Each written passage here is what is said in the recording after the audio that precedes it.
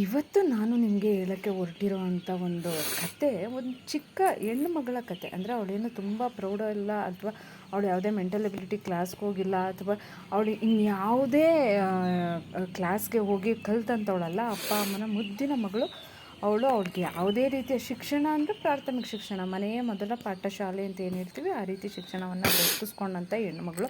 ಅವಳು ಯಾವ ರೀತಿ ತನಗೆ ಬಂದಂಥ ಕಷ್ಟವನ್ನು ಎದುರಿಸಿದ್ಲು ಅನ್ನೋದಕ್ಕೆ ಒಂದು ಚಿಕ್ಕ ಕತೆ.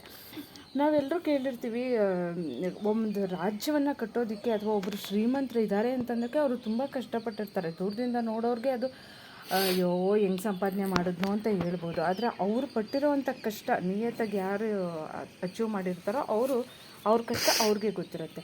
ಅಂಥದ್ರಲ್ಲಿ ಈ ಐಗೂರನ್ನು ಆಳ್ತಿದ್ದಂಥ ಯರಕೃಷ್ಣಪ್ಪ ನಾಯಕ ಅನ್ನೋ ರಾಜ, ಅವನು ಅಷ್ಟೇ ತುಂಬ ಕಷ್ಟಪಟ್ಟು ಒಂದು ಸಾಮ್ರಾಜ್ಯವನ್ನು ಕಟ್ಟಿರ್ತಾನೆ. ಅವನಿಗೆ ಎಲ್ಲಿ ಕಬ್ಬಿಣದ ದೊಡ್ಡ ದೊಡ್ಡ ಕಲ್ಲುಗಳನ್ನು ಪುಡಿ ಮಾಡಿಸಿ ಕಾಯಿಸಿ ಅದರಿಂದ ಬಂದಂತಹ ಏನು ಉಕ್ಕನ್ನು ಉಕ್ಕಲ್ಲಿ ಆಯುಧಗಳನ್ನು ತಯಾರಿಸಿ ಅದರಲ್ಲಿ ಅದನ್ನೆಲ್ಲ ಸೈನಿಕರಿಗೆ ಹಂಚ್ತಾ ಇರ್ತಾನೆ. ಇದರಿಂದ ಏನಾಗುತ್ತೆ, ಸೈನಿಕರಿಗೆ ಸಹಜವಾಗಿ ರಾಜ್ಯದ ಮೇಲೆ ತಂತಾನೇ ಪ್ರೀತಿ ಹುಟ್ಟುತ್ತೆ, ರಾಜನ ಮೇಲೆ ತಂತಾನೇ ಪ್ರೀತಿ ಹುಟ್ಟುತ್ತೆ, ರಾಜ್ಯವನ್ನೇ ಇನ್ನೊಂದಷ್ಟು ಅಭಿವೃದ್ಧಿಯತ್ತ ಕೊಂಡೊಯ್ಯೋದಕ್ಕೆ ಮನಸ್ಸು ಬರುತ್ತೆ ಅನ್ನೋ ಕಾರಣಕ್ಕೆ ಅವನು ಆರಾಧ್ಯ ಮಾಡ್ತಾಯಿದ್ದ. ಹಾಗೆ ಆದಾಯ ಬೇಕಲ್ಲ ರಾಜ್ಯಕ್ಕೆ, ಅದಕ್ಕೆ ಅವನು ಏನು ಮಾಡ್ತಾಯಿದ್ದ, ಅದೇ ಗಣಿಗಾರಿಕೆಯನ್ನು ಮುಂದುವರಿಸಿ ಮಣ್ಣಿನಿಂದ ಚಿನ್ನವನ್ನು ಬೇರ್ಪಡಿಸಿ ಅದನ್ನು ಬೊಕ್ಕಸಕ್ಕೆ ಸೇರಿಸ್ತಾ ಇದ್ದ. ಇಷ್ಟು ಕಷ್ಟಪಟ್ಟು ರಾಜ್ಯವನ್ನು ಅವನು ಕಟ್ಟಿದ್ದ.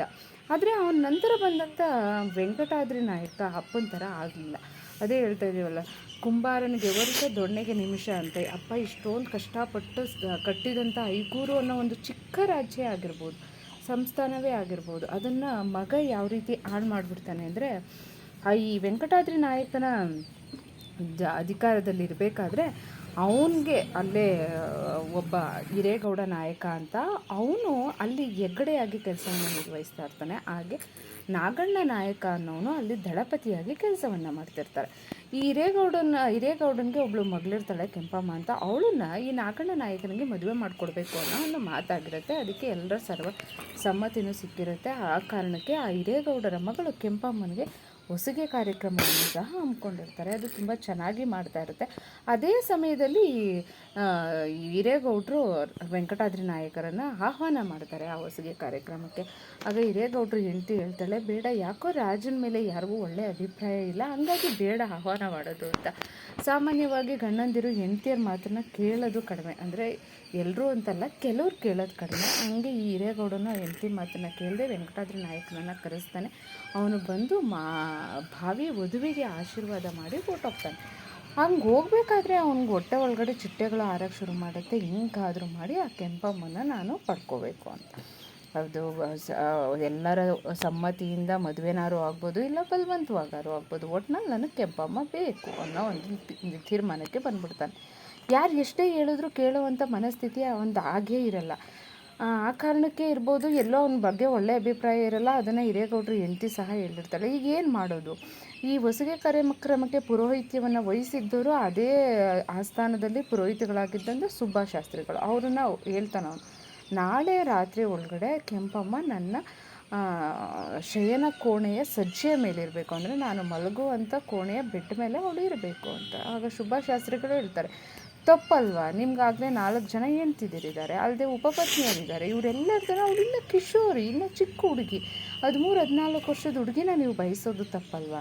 ಅಲ್ಲದೆ ನಿಮ್ಮ ಜೊತೆ ಇರೋವಂಥ ಹೆಂಡ್ತಿರಿರ್ಬೋದು, ಪ್ರೌಢಿಯರು, ಅವರು ತುಂಬ ಬುದ್ಧಿವಂತರು, ಇವಳು ಇನ್ನೂ ಮಗು ಥರ, ಇವಳಿಗೇನು ಗೊತ್ತಾಗುತ್ತೆ? ರಾಜ ಕೇಳಲ್ಲ, ಅದೆಲ್ಲ ಗೊತ್ತಿಲ್ಲ, ನನಗೆ ಅವಳು ಬೇಕು. ಸರಿ, ಶುಭಶಾಸ್ತ್ರಿಗಳು ಓಡ್ತಾರೆ ಹಿರೇಗೌಡ್ರ ಮನೆಗೆ. ಹೆಂಗಾದರೂ ಮಾಡಿ ಆ ಕುಟುಂಬವನ್ನು, ಆ ಹೆಣ್ಮಗಳನ್ನು ಕಾಪಾಡಬೇಕು ಅಂತ. ಹಂಗೆ ಓಡೋದಂಥ ಸಮಯದಲ್ಲಿ ಆಗಲೇ ಈ ರಾಜ ಮನೆಯ ಸುತ್ತ ಸರ್ಪಗಾವಲನ್ನು ಹಾಕ್ಬಿಟ್ಟಿರ್ತಾನೆ. ಯಾರೂ ಆ ಮನೆಯಿಂದ ಹೊರಗೆ ಹೋಗೋಂಗಿಲ್ಲ, ಹಾಗೆ ಆತ್ಮಹತ್ಯೆ ಮಾಡ್ಕೊಳ್ಳೋಂಗಿಲ್ಲ ಅಂತ. ಏನು ಮಾಡ್ತಾನೆ? ಆ ರೀತಿ ಮಾಡಿರೋದು ಆ ಹಿರೇಗೌಡ್ರಿಗೂ ಸಹ ಗೊತ್ತಿರಲ್ಲ, ಯಾಕೆ ಹಿಂಗೆ ನಮ್ಮ ಮನೆ ಸುತ್ತ ಆಗಿದ್ದಾರೆ ಅಂತ. ಅದನ್ನು ಬಂದು ಶುಭಶಾಸ್ತ್ರಿಗಳೇ ಹೇಳ್ಬೇಕಾಗುತ್ತೆ, ಈ ರೀತಿ ಆಗಿದೆ ಅಂತ. ಕೊನೆಗೆ ಏನು ಮಾಡೋದು? ಹೊರಗಡೆ ಹೋಗೋಕ್ಕಾಗಲ್ಲ. ಆಗ ಶುಭಶಾಸ್ತ್ರಿಗಳು ಹೇಳ್ತಾರೆ, ಹೋಗಿ ರಾಜನ ಕಾಲಿಗೆ ಬಿದ್ದುಬಿಡಿ ನೀವಿಬ್ಬರು, ನೋಡೋಣ ಅವಾಗಾದರೂ ಮನಸ್ಸು ಕರಗ್ಬೋದು ಅವ್ರಿಗೆ ಅಂತ. ಸರಿ ಗಂಡ ಹೆಂಡ್ತಿರು ಇಬ್ಬರು ಹೋಗಿ ರಾಜನ ಕಾಲಿಗೆ ಬೀಳ್ತಾರೆ. ಇನ್ನು ನನ್ನ ಮಗಳು ಚಿಕ್ಕವಳು, ತುಂಬ ಚಿಕ್ಕವಳು, ಅವಳು ನಿಮಗೆ ತಕ್ಕವಳಲ್ಲ, ಯೋಗ್ಯಳಲ್ಲ, ಹಂಗಾಗಿ ದಯವಿಟ್ಟು ನಮ್ಮನ್ನು ಬಿಟ್ಟುಬಿಡಿ, ಎಲ್ಲಾದರೂ ಹೋಗಿ ಬದುಕೊಂತೀವಿ ಅಂತ. ರಾಜ ಕೇಳೋದೇ ಇಲ್ಲ. ಆಗ ಅವರಿಬ್ಬರನ್ನು ತೆಗೆದು ಸೆರೆಮನೆಗೆ ಹಾಕ್ಬಿಡ್ತಾನೆ. ಈ ಕಡೆ ಅಪ್ಪ ಅಮ್ಮ ಓದೋರು ಬರಲಿಲ್ಲ ಅಂತ ಕೆಂಪಮ್ಮ ಕಾಯ್ತಾಳೆ ಕಾಯೋದೇ ಬಂತು, ಬರಲೇ ಇಲ್ಲ. ಮತ್ತು ರಾಜನೇ ಬರ್ತಾನೆ, ವೆಂಕಟಾದ್ರಿ ನಾಯಕನೇ ಬಂದು ಅವಳಿಗೂ ವಾರ್ನ್ ಮಾಡ್ತಾನೆ. ನೋಡು, ನೀನು ನಾಳೆ ಒಳಗಡೆ ನನಗೆ ಏನು ನಿನ್ನ ನಿರ್ಧಾರವನ್ನು ತಿಳಿಸ್ಬೇಕು, ಇಲ್ಲ ಅಂದರೆ ನಿಮ್ಮ ಅಪ್ಪ ಅಮ್ಮ ಕಾರಾಗೃಹದಲ್ಲೇ ಸಮಾಧಿ ಆಗ್ತಾರೆ, ನಿನ್ನನ್ನು ನಾನು ಎತ್ತಾಕೊಂಡೋಗಿ ಮದುವೆ ಆಗೋದಂತೂ ಖಂಡಿತ.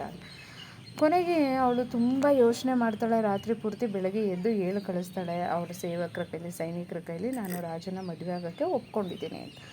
ರಾಜ ತಂತಾನೆ ಬರ್ತಾನೆ. ಬಂದು ಆ ಖುಷಿ ಸಮಾಚಾರವನ್ನು ಕೇಳ್ತಾನೆ. ಕೇಳಾದಮೇಲೆ ಅವಳು ಹೇಳ್ತಾಳೆ, ನನಗೆ 2 ಕಂಡೀಷನ್ಸ್ಗೆ ನೀವು ಒಪ್ಕೋಬೇಕು. ಯಾವುದು 2 ಕಂಡೀಷನ್ಸು? ಒಂದು, ನಮ್ಮ ಅಪ್ಪ ಅಮ್ಮನ ನೀವು ಸ್ವತಂತ್ರಗೊಳಿಸಬೇಕು. ಅವರು ನಿಮ್ಮ ಇದರಲ್ಲಿ ದಂಡನಾಯಕರಾಗಿದ್ದಾರಲ್ವ, ಅದರಿಂದನೂ ಸ್ವತಂತ್ರಗೊಳಿಸಬೇಕು. ಅವರು ಈ ಊರೇ ಅಲ್ಲ, ಈ ಪ್ರಾಂತ್ಯವನ್ನೇ ಬಿಟ್ಟು ಎಲ್ಲಾದರೂ ಸ್ವತಂತ್ರವಾಗಿ ಇದ್ಕೊಳ್ಳಿ, ಅವ್ರನ್ನ ಬಿಟ್ಟು ಬಿಡಬೇಕು. ಹಾಗೆ ನಾಗಣ್ಣ ನಾಯಕರನ್ನು ಸಹ ನೀವು ಬಿಟ್ಟು ಬಿಡಬೇಕು, ಅವರನ್ನು ಸ್ವತಂತ್ರಗೊಳಿಸ್ಬೇಕು, ಅವರನ್ನು ಬಿಟ್ಬಿಡ್ಬೇಕು. ಆಯಿತು, ಒಪ್ಕೋತೀನಿ. ಹಾಗೆ ಇನ್ನೊಂದು, ನಾನು ನಾಗಣ್ಣ ನಾಯಕರ ಹತ್ರ ಒಂದು ಸ್ವಲ್ಪ ಸಮಯ ಮಾತಾಡಬೇಕು, ಅದಕ್ಕೆ ಅವಕಾಶ ಕೊಡಬೇಕು.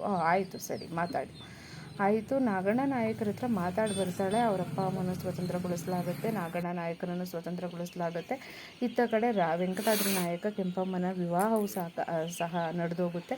ಇದಾಗಿ ಕೇವಲ ತುಂಬ ವರ್ಷ ಅಲ್ಲ, ಏನಿಲ್ಲ, ಕೇವಲ ಒಂದೇ ಒಂದು ತಿಂಗಳಲ್ಲಿ ಈ ವೆಂಕಟಾದ್ರಿ ನಾಯಕನ ಸಾಮ್ರಾಜ್ಯ ನಾಶ ಆಗಿಬಿಡುತ್ತೆ. ಹೆಂಗೆ? ಈ ಕೆಂಪಮ್ಮ ನಾಗಣ್ಣ ನಾಯಕನಿಗೆ ಹೇಳ್ಕೊಟ್ಟಿರ್ತಾಳೆ, ಮೈಸೂರಿನ ಚಿಕ್ಕದೇವರಾಜ ಒಡೆಯರ ಸೈನ್ಯ ಜೊತೆ ಮಾತುಕತೆ ಆಡಿ ಅವರು ದಂಡೆತ್ತು ಬಂದು ವೆಂಕಟಾದ್ರಿ ನಾಯಕನನ್ನು ಸೆರೆ ಹಿಡಿದು ಐಗೂರನ್ನು ವಶಪಡಿಸ್ಕೊಳ್ಳೋ ರೀತಿ ಅವಳು ಹೇಳ್ಕೊಟ್ಟಿರ್ತಾಳೆ. ಅಂದರೆ ಇದು ಒಂದು ಸಂಚು. ಈ ಸಂಚಲ್ಲಿ ಯಾಕೆ ಅಂತಂದರೆ, ಇದು ಒಬ್ಳಿಗೆ ಆಗಿದ್ರೆ ನನ್ನೊಬ್ಳದೇ ಕರ್ಮ ಅಥವಾ ನನ್ನ ಹಣೆ ಬರ ಅಂತ ಅವಳು ಕೂರ್ಲಿಲ್ಲ. ಇವತ್ತು ನಮ್ಮನೆಗೆ ಬೆಂಕಿ ಬಿದ್ದಿದೆ, ನಾಳೆ ಪಕ್ಕದ ಮನೆಗೆ ಬೆಂಕಿ ಬೀಳುತ್ತೆ. ನಾನು ಕಾಯ್ಕೊಂಡು ಅಯ್ಯೋ ನಮ್ಮನೆಗೆ ಬಿದ್ದಿಲ್ಲ ಅಂತಂದಾಗ ನಾಳೆ ಇನ್ನೊಬ್ಬಳು ಹೆಣ್ಮಗಳು ನನ್ನ ಥರನೇ ಆಗ್ತಾಳೆ. ಹಂಗಾಗೋದು ಬೇಡ ಅನ್ನೋ ಕಾರಣಕ್ಕೆ ಅವಳು ಅಷ್ಟು ಬುದ್ಧಿಯನ್ನು ಉಪಯೋಗಿಸಿ ಆ ಕೆಲಸವನ್ನು ಮಾಡಿರ್ತಾಳೆ. ಕೇವಲ ಒಂದೇ ಒಂದು ಹೆಣ್ಣಿನ, ಅದು ಚಿಕ್ಕ ಹುಡುಗಿಯ ಹೆಣ್ಣಿನ ಆಸೆಗೆ ತನ್ನ ರಾಜ್ಯ ಕೋಶಗಳನ್ನು ಕಳ್ಕೊತಾನೆ ವೆಂಕಟಾದ್ರಿ ನಾಯಕ. ಅದು ಅಲ್ಲದೆ ತನ್ನ ಅಪ್ಪ ಕಷ್ಟಪಟ್ಟು ಸಂಪಾದನೆ ಮಾಡಿದಂಥ ರಾಜ್ಯವನ್ನು ಕಳ್ಕೊತಾನೆ. ಇದು ತುಂಬ ಬೇಜಾರಿನ ಸಂಗತಿ ಆಗುತ್ತೆ. ಅಲ್ಲದೆ ಒಬ್ಬ ಸಾಮಾನ್ಯ ಹೆಣ್ಣು ಮಗಳು ಒಬ್ಬ ರಾಜನಿಗೆ ಯಾವ ರೀತಿ ಪಾಠವನ್ನು ಕಲಿಸಿದ್ಲು ಅನ್ನೋದು ಸಹ ಒಂದು ಮುಖ್ಯವಾದ ವಿಷಯ ಆಗುತ್ತೆ. ಎಲ್ಲ ಹೆಣ್ಮಕ್ಳು ಅಷ್ಟೇ, ನಾವು ಎಷ್ಟೇ ಬುದ್ಧಿವಂತರಾದದ್ದು ಸಮಯಕ್ಕೆ ತಕ್ಕನಾಗಿ ನಾವು ಬುದ್ಧಿಯನ್ನು ಉಪಯೋಗಿಸ್ಬೇಕು ಅನ್ನೋದು ಈ ಕಥೆಯ ಸಾರಾಂಶ ಆಗುತ್ತೆ. ಇಷ್ಟ ಆದರೆ ಒಂದು ಲೈಕ್ ಮಾಡಿ, ಸಬ್ಸ್ಕ್ರೈಬ್ ಮಾಡಿ. ವಿಡಿಯೋಗೂ ಆಡಿಯೋಗೂ ಮ್ಯಾಚ್ ಆಗ್ತಿಲ್ಲ ಅಂತನ್ನೋದಾದರೆ ಅದು ಗೊತ್ತು, ಇದೊಂದು ಟ್ರೈ ಮಾಡಿದ್ದೀನಿ. ಇಷ್ಟ ಆದರೆ ಲೈಕ್ ಮಾಡಿ, ಎಲ್ಲೂ ವಿಡಿಯೋ ಸ್ಕಿಪ್ ಮಾಡಬೇಡಿ ನೋಡಿ.